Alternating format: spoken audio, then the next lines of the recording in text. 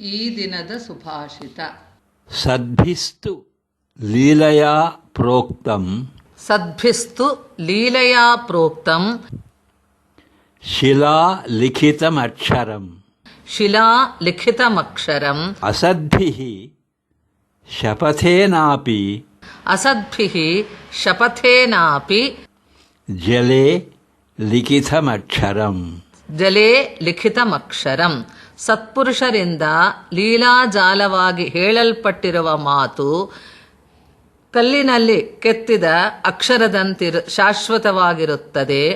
ದುರ್ಜನರಿಂದ ಪ್ರಮಾಣ ಪೂರ್ವಕವಾಗಿ ಹೇಳಲ್ಪಟ್ಟಿರುವ ಮಾತು ನೀರಿನಲ್ಲಿ ಬರೆದ ಅಕ್ಷರದಂತಿರುತ್ತದೆ. Even the casual utterances of virtuous people remain permanent, like the letters carved on a stone slab. But the utterances made by wicked people, even under oath, will only be like letters written on water.